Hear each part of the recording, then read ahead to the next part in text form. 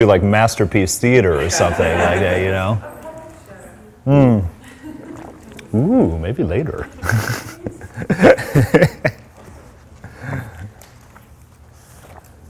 All right.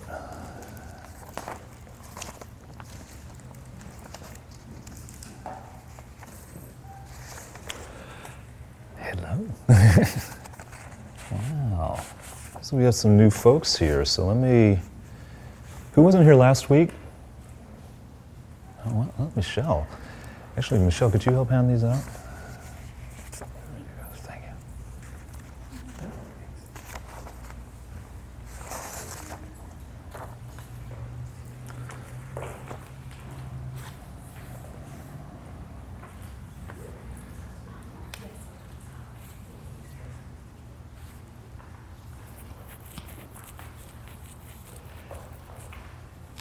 Now, the people that were not here last week, is there anybody who has not ever meditated before?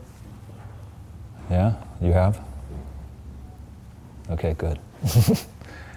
Good, good.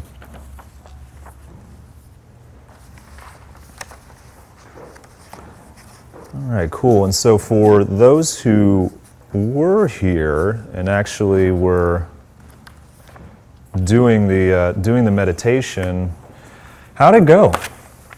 Like, how was it feeling just focusing on your breath for a few minutes?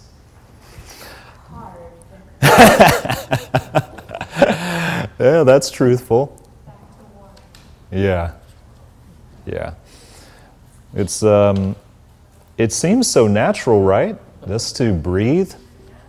And then suddenly we take a moment to like focus on that, and it can become the most like distracting process ever. But that's part of the reason why we start there, is because of the fact that it is something that can it's something so basic and fundamental to the way we're functioning each day. And so it's good to go back to one. I mean, for those of you who weren't here, basically it's just structured in the way that you are watching your inhalation and your exhalation and counting one when you exhale. And then if you become distracted at all from just watching that, then you go back to one. So as Kelly was just saying, going back to one is a really good practice, is to do just that, is to just keep going back. Because it's amazing at just that most simple, basic level how subtle the truth gets for you about this process of just, closing your eyes and focusing on your breath. And when you say to yourself, like, well, okay, I mean, I wasn't that distracted. I mean, yeah, I was thinking about, what that guy said at work the other day, but, it was just for a second, and I was back to my breath. But that's where it's really good to get really rigorous with yourself. Because then it's really who you're really wrestling with there is your mind. And if you start to discipline yourself at that level, at that refined a point of saying like, no, actually, I know I got distracted, and I'm going to go back once again to one and start there. So anyone else, any other things come up? Would anyone make it to 10? Clean? Yeah? Well, I would make it, there's like different levels of making it. Like where I'm still aware that I'm counting my breath, but I'm also having like 5 other thoughts. Right. Like it's one other thought, so there's 2 things going on. Like I'm still counting. Mm-hmm. Completely loose. Mm-hmm. Mm-hmm. But I'm not 100% single focused on my breath. Right. So Right. I've had that experience. Yeah. So you're saying if you have one thought, Mm-hmm. you go back to one. Yeah. But Brian, I don't think I would ever leave one. Exactly. That's the eternal truth right there. And that's my whole life is I'm afraid I'm never going to get to sleep. There's my whole life in a nutshell.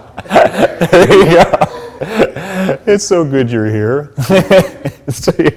No, honestly, that's the Geshe Michael talks about that just in terms of like the meditation levels as well, that, it's amazing if you get a pure one. What's reassuring actually is the fact of that it's actually both scientifically and karmically impossible for you to not have one thought at one time. You actually cannot have more than one thought at one time. So that becomes reassuring in that kind of instance where it's like, okay, man, I'm just, I'm at one and I'm off. Because each time that you become aware of that, you recognize that I got to one and I immediately went off. That makes the impression on your mind of that awareness to the point where it's like, and then there's the moment where it goes to two. And then maybe you totally freak out because you actually realize you went to two. And that's actually a good thing. If you're going to freak out in a meditation, it's very good when it's over something that is about empowering your meditation, which fortunately at the highest level when we get to this thing called, the direct perception of emptiness, it is said that when you have it, there is no I that recognizes that. That's not the direct perception of it. Because all you're focused on is actually the ultimate nature of reality. But what's great is to see the trajectory starts from being able to get to one. And that's where it goes to. So that's great, man. That's great. With the 1 to 10 meditation, Mm-hmm. are you allowed to think of, because I know you said focus on just the number of the breath, Mm-hmm. but like the breath going to someone else, so like dedicating it? Because I felt like, We're getting there. okay. Yeah, we're getting there. Yeah, as a matter of fact, that ends up becoming one of the most profound practices of this, where then you're using the breath. That really becomes this method of purification and service to others. But first is just being able to just stay with that one object, your breath. Yeah. Well, with that, why don't we meditate? Let's just warm right in.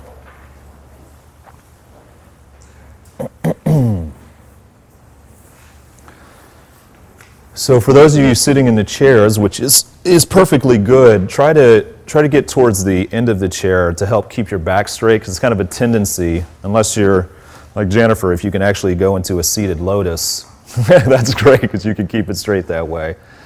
But yeah, that's good. That's good if you're sitting in a chair to get to the end of it. And then once again, just rest your arms in such a way, whether it's in your lap or on your thighs, that you can just forget about them. And as we get longer into these meditations, it's also nice if you have a little bit of space between your elbows and kind of the sides of your body, because you'll get hot. You'll actually start to feel your body getting warmer. So it's good if there's a little space around in that area. And go ahead and close your eyes. For this, we will keep our eyes completely closed. And push down with your butt to sit up nice and straight. Get your spine nice and straight. Roll the shoulders back once and just let them rest. And see that your head is not tilted too far down or too far up, just nice and even. Have your mouth closed, breathing in and out of your nose. And relax your face, and particularly the area around your eyes and your mouth. And let your teeth hang in their natural loose position, and your tongue right up behind your front teeth against your palate.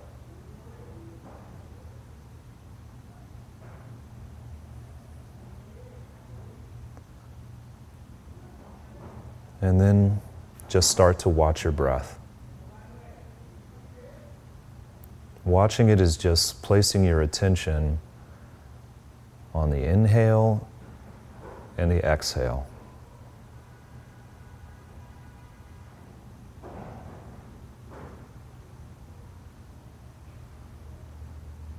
If it helps, you can place your little guard or lookout right at the opening of your nose, who's just watching the air enter and exit.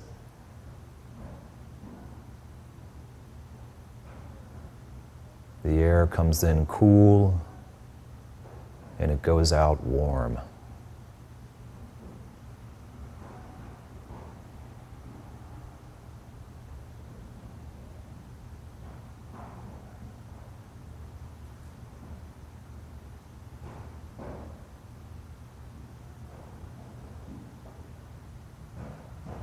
Just stay with your breath.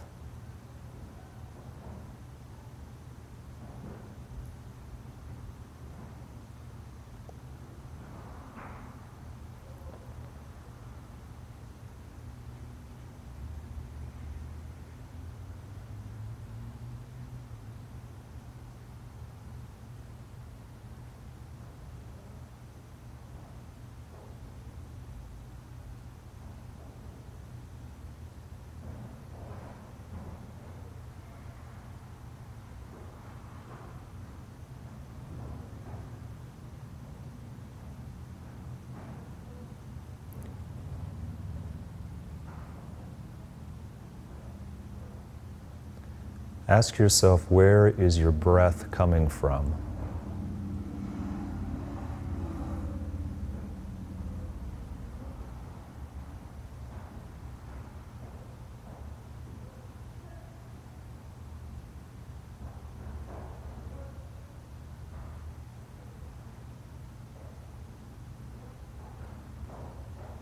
Do you possess it?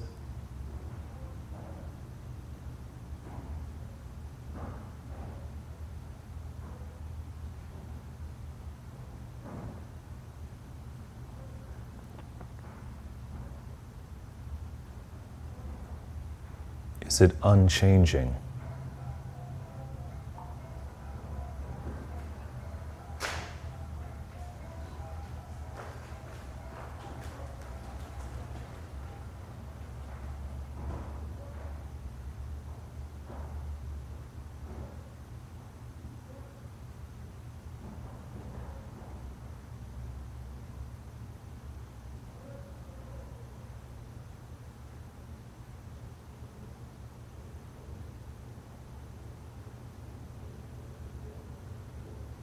Stay with it.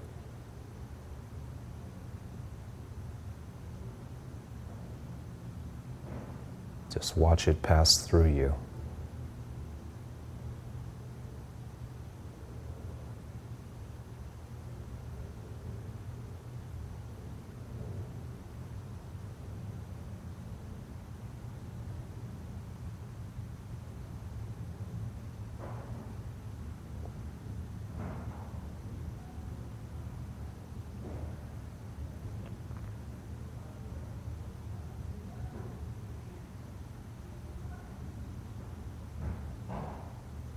The breath is a flow of energy, which is not being held anywhere by anyone.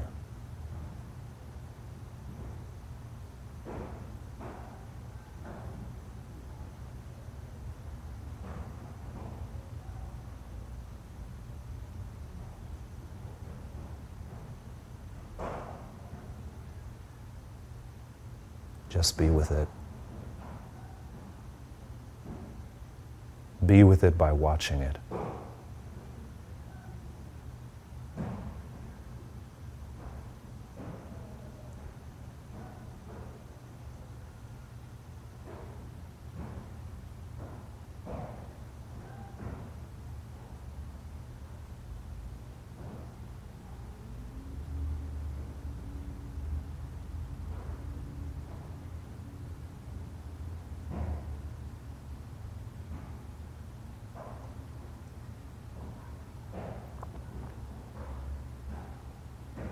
Start to relax your focus, and you can gently open your eyes.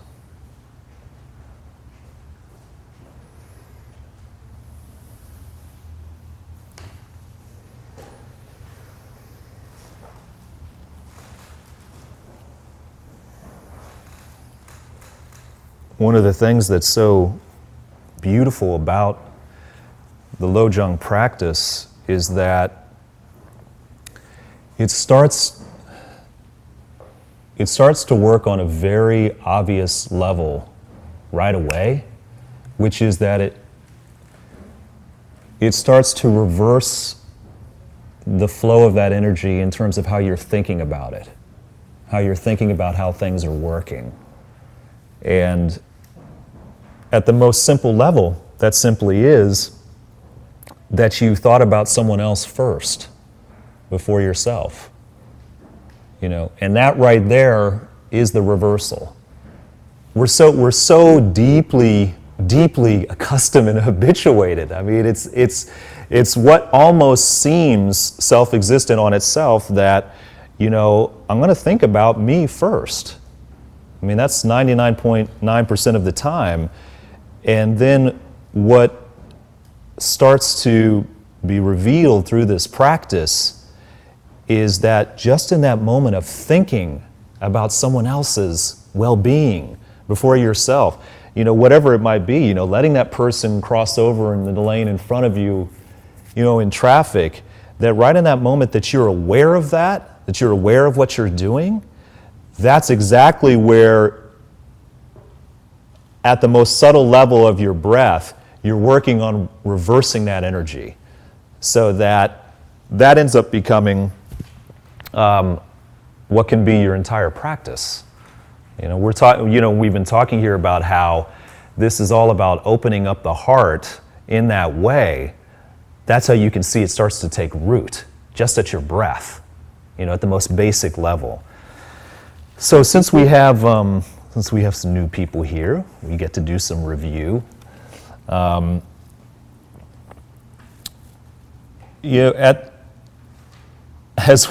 we start out on this, it becomes crucial that we understand why we're using the vehicle of meditation for it. We had translated Lojong as meaning a mind training, and it also, there are so many definitions for it. But in this sense, you can think about it at a more gut level as that it's really like a major attitude adjuster. That's what you're actually doing, is you're actually shifting the way you are both seeing and engaging the world around you. And that's really what the practice is. It doesn't really come down so much to, I look at all of these 59 slogans here that seem kind of cryptic or esoteric in some ways, and I'm not keeping up so much on them in my day-to-day practice. It comes down to the practicality of how it is that you're behaving towards people and your awareness of that. Because that's the core of what it is of our situation here, is that we do good things. We do treat people well. But then there is just totally not recognizing what's going on, when we do that. And the part of being self-interested about this is that aspect of being aware of what it is that you're doing. Because then eventually you can see how just logically it makes sense that then you're not seeing yourself so much as separate from others. So this whole kind of notion of you in the way you've been so habituated to it for so many years, you start to let go of that. You start to let go of that because of understanding this relationship. So if we're using Lojong in this sense to shift the way we think, then meditation is going to be our vehicle, because that's where we can really zero in on how it is that we are thinking, and what is our attitude. Because when we're in the give and take of someone trying to cut in on us in traffic, it's really difficult in that moment to be like, I'm just fully aware of what's happening now, the dynamic of this relationship, and that I care for this other being, and please. Let's be honest. It's either just like, no way, or you have this moment of like, yes, please. And then maybe, 5 minutes later after the song on the radio or something, you're like, what was that we were talking about in class, the other night? So when we're sitting, sitting on the cushion or sitting in the chair, that's where we can really be making these deep impressions on our mind as to, oh, I see how this is working. I see how this is working, and I see what more I can do with it. And it's crucial and vital that we see that if our focus now is turning towards others, that really becomes our primary focus, then we can see how then the major obstacle to that is going to be self-cherishing. In all the ways that manifests throughout each and every day of our lives. It is a deeply rooted tendency for us to think about ourselves first, and we got at this a little bit last week, which is ultimately because of our fear of death. I mean, you actually, when you take the time to think of it, you can absolutely trace every single action you do out of trying not to die. And you don't have to even go too deep to see that. We talked about this with the breath.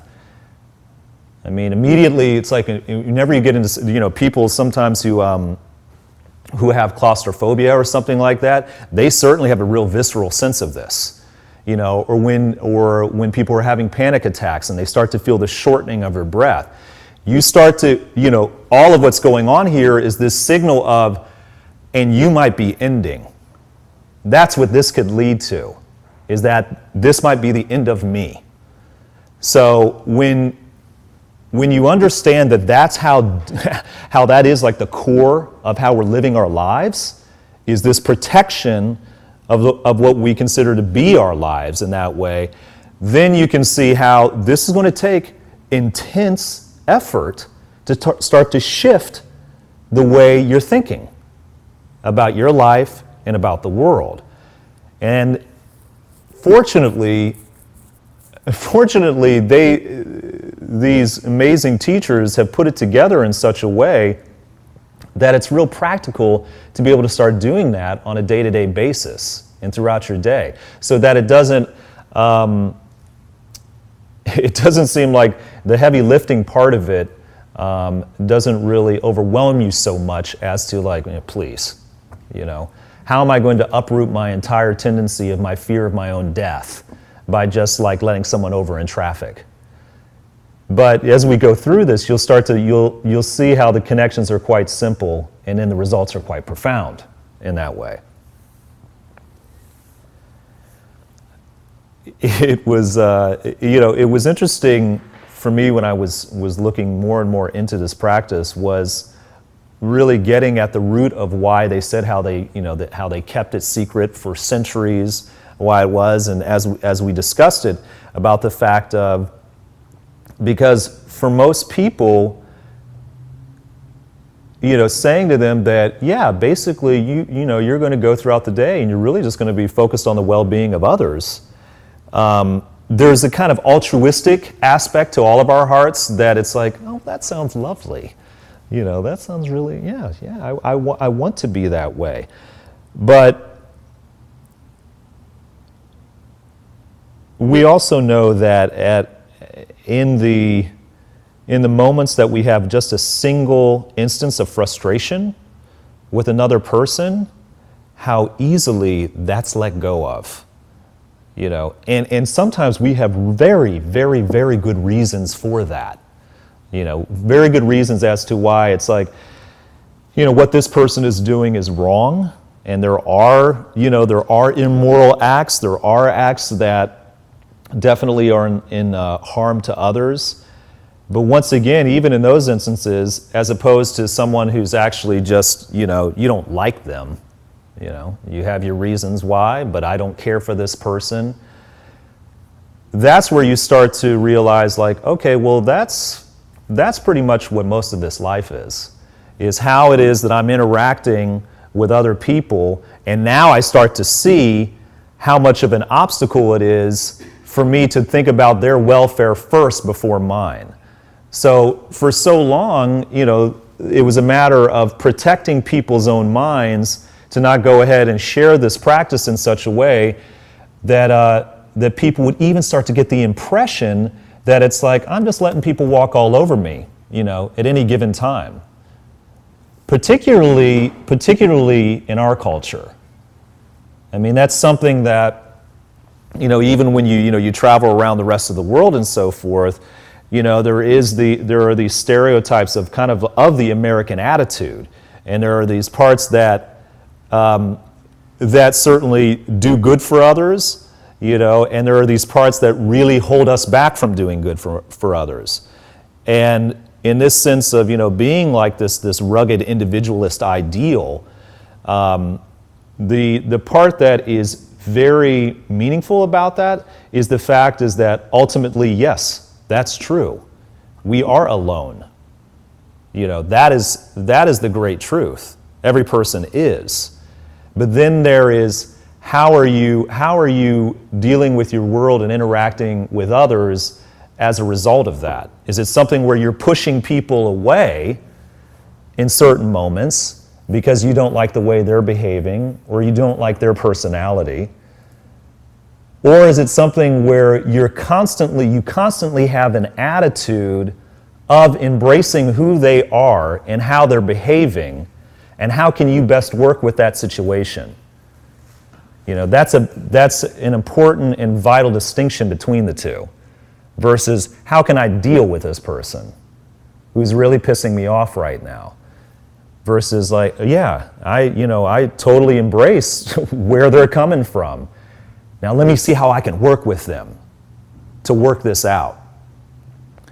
That's the power of this practice, so that you're doing that all the time, even when you're sleeping, even when you're dreaming.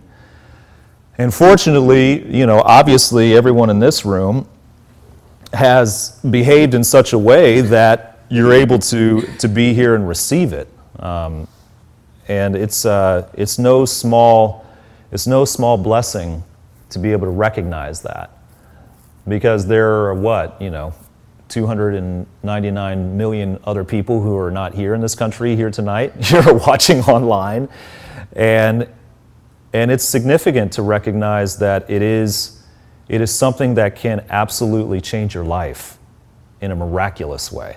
I was wondering if you could talk a moment a bit about how you were saying it's not being walked all over. That was the common misinterpretation. Mm-hmm. So like, yeah, I said, I was wondering, so what is it if not being walked all over? Yeah, I mean, when you tell someone that, everything you're doing is going to be thinking about the other person first, whatever it might be that you're doing. Like, so, why are you eating breakfast? So like when we were talking about when this originally came out, well, the Buddha originally was the one who was teaching it. So even going back to, let's say, 500 BC or so forth. So, why are you going ahead and eating something in the morning? Well, I'm hungry. So you start there. So I'm hungry versus, well, there's a lot of good things I want to do today. For either, I got these several yaks over here I need to tend to, because we got to, get the yak cheese and give it out for the rest of the village. I mean, this is 500 BC terms, but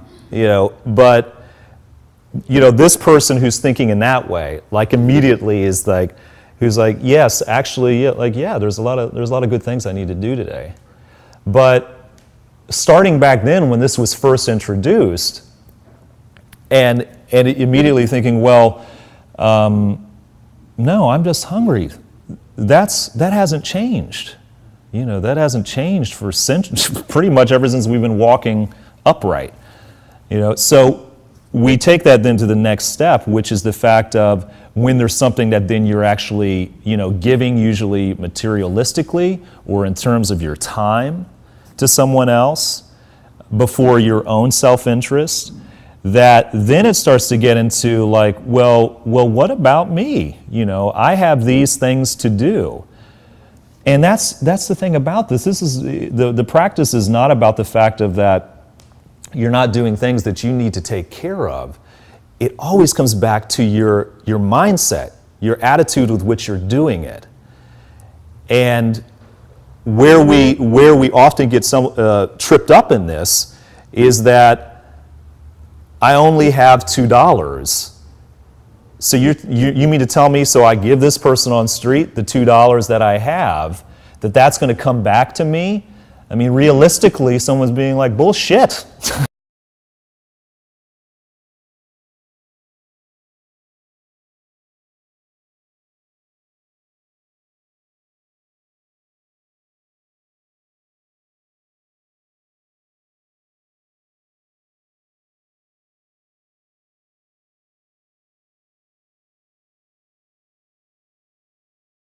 I'm just doing this and like really what's coming back from that. And as we'll go, as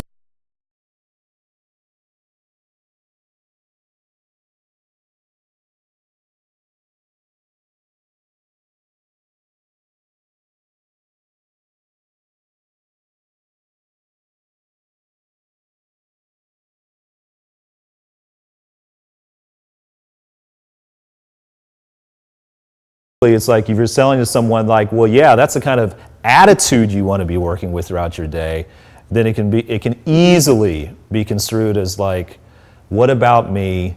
And I'm just letting people take advantage of me. So it's something.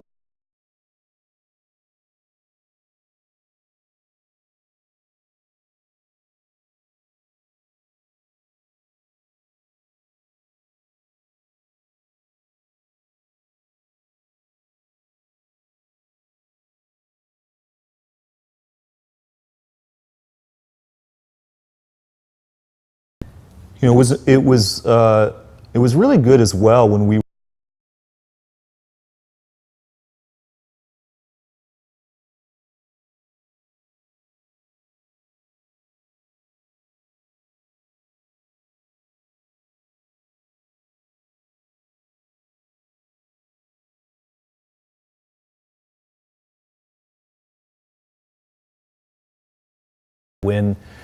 when you think of that, the one place that was very obvious is where we love, you know, and that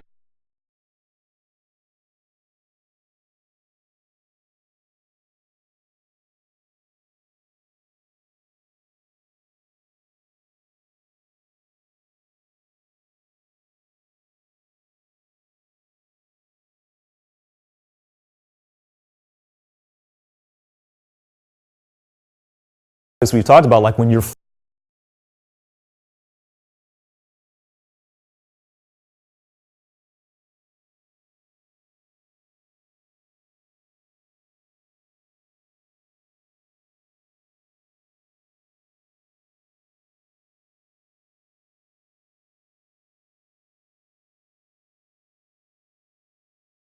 flower or, you know, being a wonderful little roach or something like that is because we do have an understanding of this. But of course, we also have a tremendous amount of ignorance about it as well. So here we can see that, like, okay, well, that's very clear. When I am loving, truly loving, and I'm selflessly loving, this is where the compassion can flow for others. And then also the part where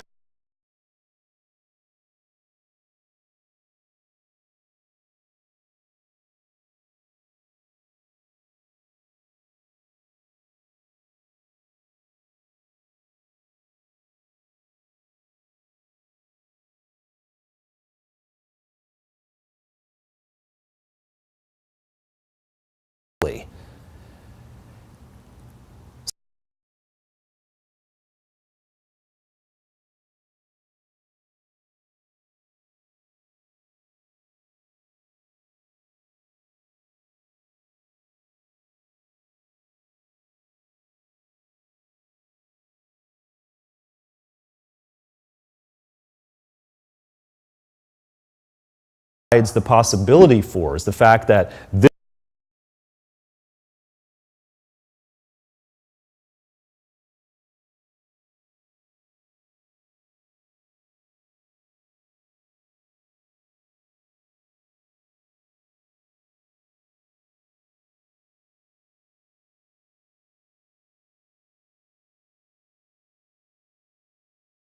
has died, someone that you love deeply, your heart, it is a tremendous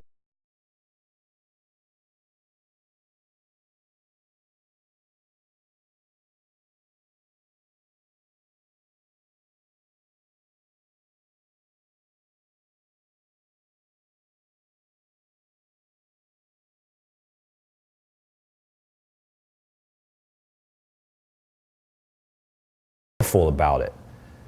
Because when, through this practice, when that moment arises, you'll be able to do that.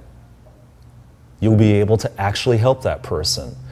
And much of what becomes our experience in our life, for anything that we do, is only because we've had a sense of it ourselves. And that is making tremendous use of what happens in your life. There you can see then everything is useful in the practice of being able to serve others in that way. So then we got into the actual 7 points, which, looking back at the actual entire breakout of them, the first one was easy because it just says train yourself first in the preliminaries, which we were breaking down just to kind of give an overview of each of them as preparing yourself for the main meditation, which contains, of course, in this lineage, contains 3 preliminary meditations. So, does anyone remember what those 3 are? The 3 preliminaries. Rejoicing, Yep. death, Mm-hmm. and suffering. Yes. And do you remember, in particular, what each of them was good, what state of mind was good to do each of them in? State of mind. Well, I mean, I can guess. Please. For rejoicing, I would think a happy state of mind would be good, and one of gratitude and recognizing all of the fortunate circumstances in ourselves, in our lives, and those around us for doing good. Mm-hmm. Is that what you're thinking? Well, yeah, I mean, gratitude is, in a way, you could think, when thinking about gratitude, that's being in a rejoiceful state, which is definitely very useful. The polar opposite is very good as well, which is when you're depressed. So if you're in a depressive state of mind, or you're sad, you're feeling dull, listless, this is a thing that can brighten up your mind, brighten up your perspective in that moment. Is you start to think about what's good, and you keep it, and you start real simple. I'm breathing. I didn't kill anyone today, nor did I have the desire to. Maybe you do have food in the refrigerator, and you have people that love you. You keep them very fundamental, and it's amazing. It's amazing when you're sitting in meditation, and you're having a hard time focusing, and you're pissed off, or you're really upset about something, that you start on these very, very simple, basic levels, and things start to lighten up. In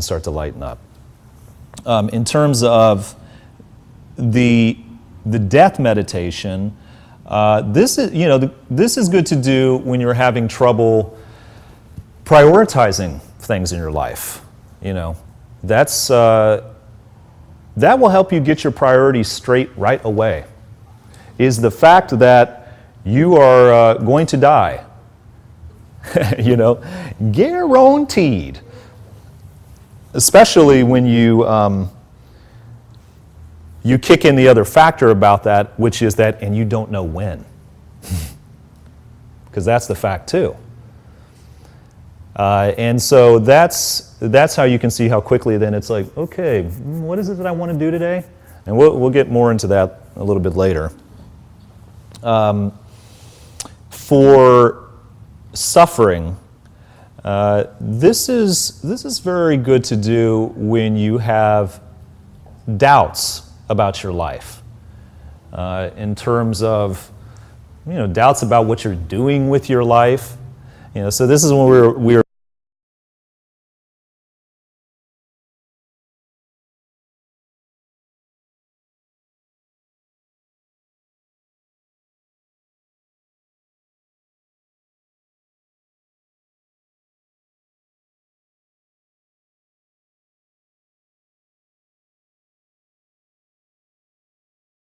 important, because you're recognizing what are the suffering conditions of our world, in our lives, in our bodies, in our minds.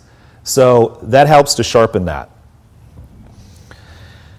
All right, so then we moved on to the other points, which just as giving overviews of them before we were getting into the specific verses of each of them. I always think of them as verses because it really reminds me of a poem.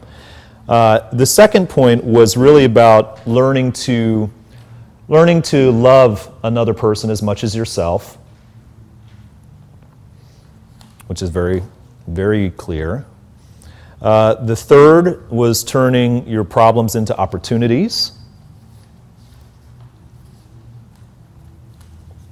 And the fourth is that beautiful state that we want to achieve, which is how to meditate all day long. The fifth was to actually know when you've succeeded or are succeeding in developing a good heart, a loving heart. And there actually are signs for this. The sixth is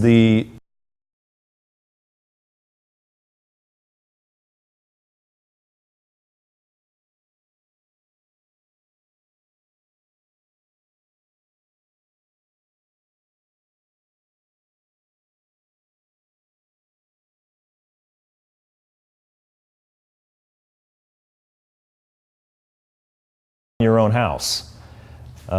They could be right in your workplace. But if you're able to advise.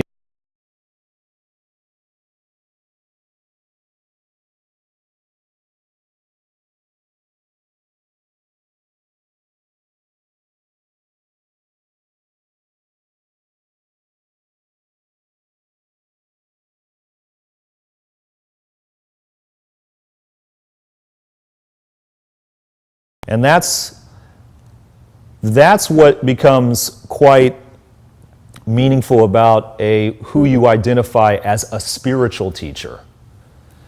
Because therefore,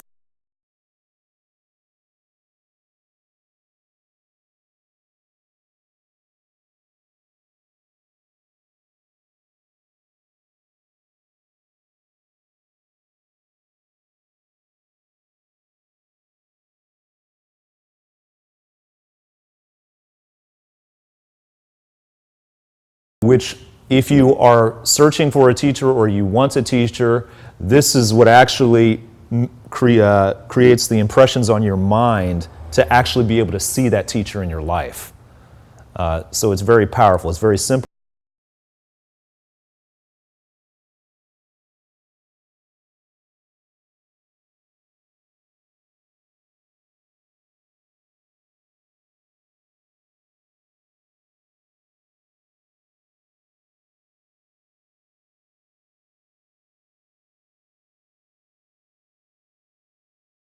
Able to prepare yourself for the main meditation.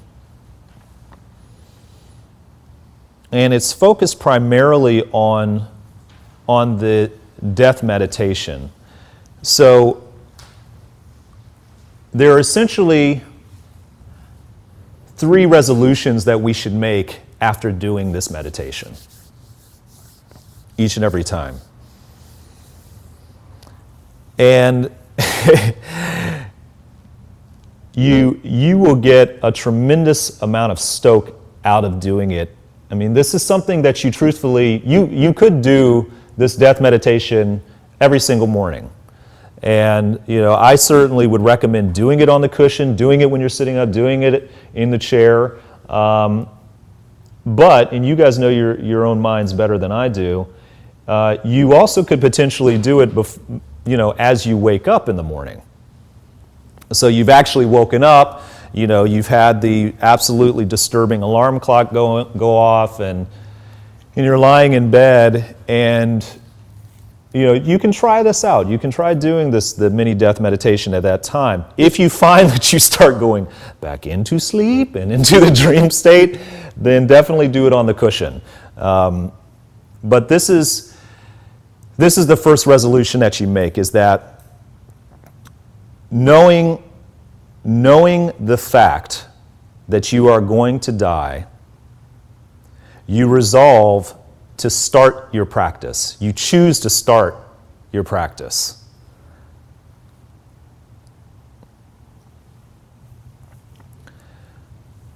And the second point is fairly clear, which is that knowing that the time of your death is uncertain,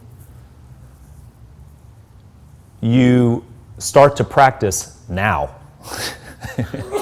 Bless you. Immediately. Again. Now, something I want, question that I'd be interested to hear what you guys think is,